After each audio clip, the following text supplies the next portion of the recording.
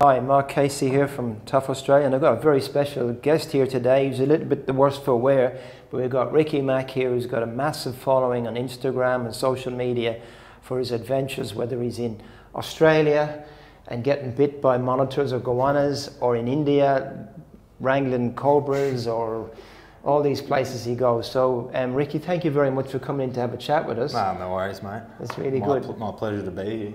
Cool. Now Ricky's talking to us about doing a big build on his new Troopy, his 79 series Land Cruiser.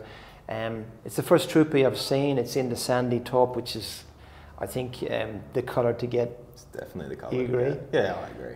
But yeah, Ricky's a pretty interesting character. Just tell us how you got into this adventuring and lifestyle. You think you started when you're 15, or maybe before that? Yeah, just ever since I was born, pretty much I've just always been into snakes and wildlife and fish, particularly lizards and snakes.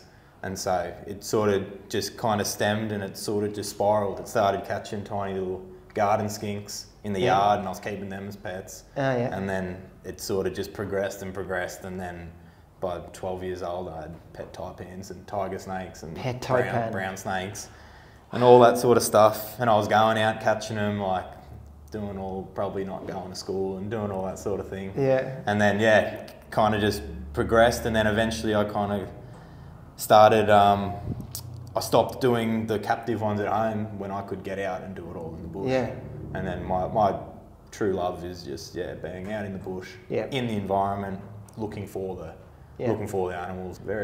So getting back to the vehicle, so the old Troopy's been put into retirement. How many Ks did you have on that one? About 400,000. It had Ks. Yeah, it had Ks, hard Ks of about 400,000 of rough Australian outback. Yeah. Thrashed. Yeah. So you got the new one. She's ready. Well, it's got a bit of work to do, but you went for the V8 rather than the 4-cylinder. Yeah. I'm not a personal fan. I think it's a bit of a bit of a kick in the face for the old Land Cruiser to put a Hilux motor in it. Yeah. But so I still got the V8. Toyota told me it's the last of the V8s you can get. It is. So I think that's official. I done very well to get that. So and just got that new facelift, bit different look. And now you've got to set it up where it's going to get you anywhere safely and get you back again. Yeah, and it's got to do it, and it's got to live up to the elements. And you live out of this vehicle. That's what you do. You're just travelling the whole time. Yeah. You really get home down to the New South Wales south coast. Very rarely, a few times. Yeah. So my parents are from South Coast, New South Wales, and I go back there sort of just a few times a year if anything's going on or whatever. But that's the home on wheels. Yeah. So it's got to work. It's got to work. It's got to be reliable. It's got to do it. Yeah. And I've got to not worry about it too. The biggest thing is peace of mind as well. You know, you don't want to be, is this going to go wrong, or is this going to be all right? You need to know.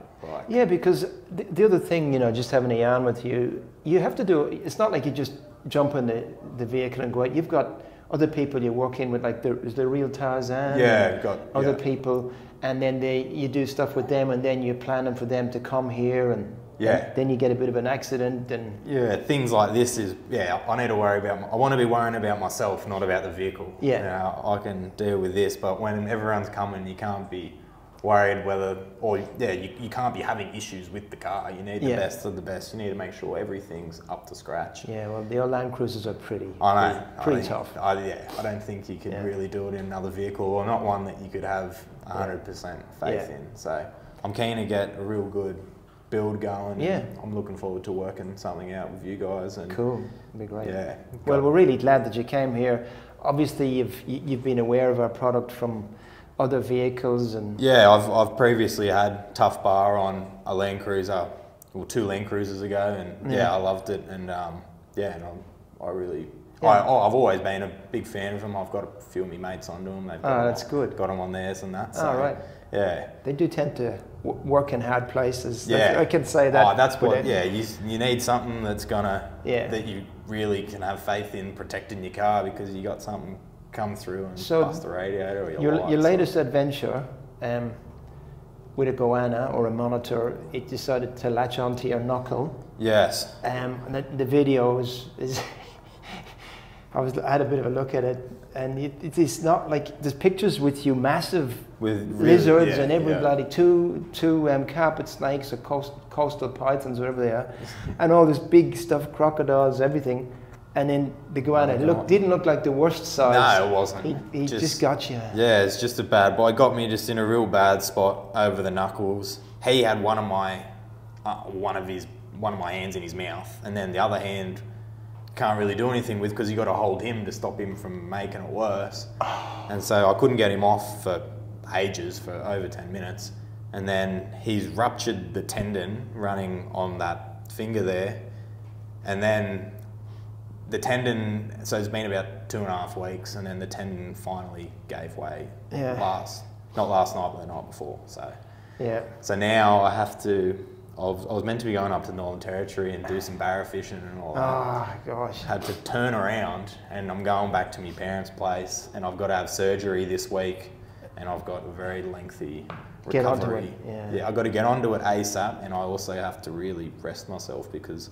Yeah. Otherwise, things will go wrong. I'll need more surgeries, this and that. So the tendons is pretty tricky. Yeah, I've got to do it right the first time, and it's going to kill me. This is one you're telling me about, and then you're telling me about the taipan episode of taipan when it bit you. Yeah, that nearly knocked you out. Right on that vein there running through my arm. Yeah, and within 2 minutes I was completely unconscious. Yeah.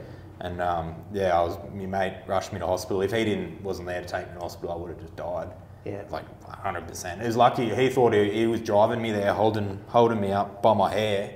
I was just slumped over with my tongue out of my mouth. My eyes were just rolled back in my head. And he just thought he was taking my dead body to the hospital, hoping they could revive it. So, yeah, it was pretty full on, but. He'll remember that, I think. Yeah. What are you doing to me, man?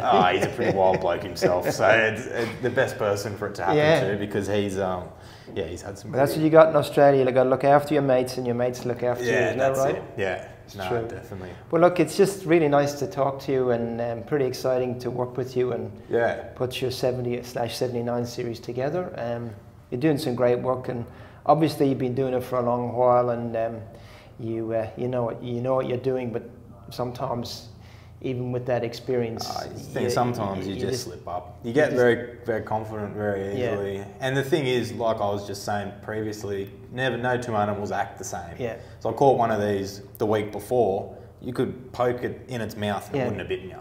And then this one, I was there trying to set up the camera to take a video, and I wasn't really watching, and it switched around. But I noticed in the video that I couldn't realise how well his neck could articulate. Yeah, right around. It's like a bloody 360. They can. Yeah, they're crazy. Like they're so flexible. Or something. He just went. Yeah, and then he was on me, and then I couldn't get him off. So. Yeah. And to be honest, at the time, I wasn't too worried about it. Like I said, I've been bitten by a lot of goannas and all sorts, so I could have done things that would have made it better in the long run, because I didn't realise it was chewing my bloody tendon off. Yeah. As much as it hurt, it hurt a lot. It did. Oh my God. You said that on the video. Unreal. I've broken a lot of bones in my body, everything. This thing was next level. And then, to make matters really interesting, you had to pull a tooth out of your knuckle. Yeah, so I got home, and because there was no water, I was just covered in blood. I couldn't really see what was going on. And I got home and I was washing it off, and I had a tooth lodged into the end of my knuckle that I had to pull out. Gruesome. Yeah. So, like for your normal person, walking out in the bush or they're in the garden and they see a snake. I mean, there's things to do and not to do. Like, I know we haven't got a lot of time, but just I think it's important maybe to mention what your average person should do if they come across a big reptile. Oh, I think just keep your distance. If you don't go near it, and if you don't bother it, it's not going to bother you. The thing is, over 70-80% of bites, probably more, happen when someone's trying to interfere with the animal. Yeah. So a lot of people obviously are trying to kill snakes, or get them out hitting it with a rake or something stupid, or trying to chop it up with a shovel, and then before you know it, they've been bit. Yeah. And then they're dead, or then they're in hospital. It's not nice. No, it's not nice. Whereas if the snake's there and you're here, the snake can't bite you. And any of the snakes I've encountered, and they scared the crap out of me, to be honest. But any of them I've encountered, they weren't aggressive. You hear the taipan's aggressive, the brown snake's aggressive, but they were going away. Obviously, if I was to like with one brown snake, I came a little bit closer and it came up and it was saying to me, yeah, I think you should stay there. And not exactly. Like, if you keep your distance, you're keeping your distance is the key thing. It's like you literally cannot be bitten if you just stay away from it. You cannot bite. It's very interesting the way you say that. Whereas you're up there in its face trying to do all this or be a hero, or even maybe you're not being a hero, you might just be looking out for your family or your pets or someone. You're better off just getting a professional that's going to do it rather than trying to do it yourself, because I personally know of, like, from when I'm around, I hear all stories of people trying to kill them or getting out of their house themselves, and it always ends in tears. Like even a carpet snake, they got serrated teeth, and that can be a nasty bite as well. I mean, at least it's a harmless bite, but they can still do some damage if it gets you in the wrong spot, like this done. Yeah. So if people wanted to look at those really cool videos, which I've had a look at, where would we find you on social media? Where's the best place to go? Just on Instagram, it's just Ricky Mack. It's Ricky Mack, RICKY, MACK with an underscore. Or on YouTube, where it's just Ricky Mack, RICKY space. And there's some good videos there. Type it in, it's going to come up. They get you going and you're not even there. No, that's what I'm known for, Liz. So well, that's great, mate. Well, look, thanks very much for coming in to see us. No worries, thanks for showing me. We look forward to working with you. Yeah. So, cheers, guys. Cheers, guys.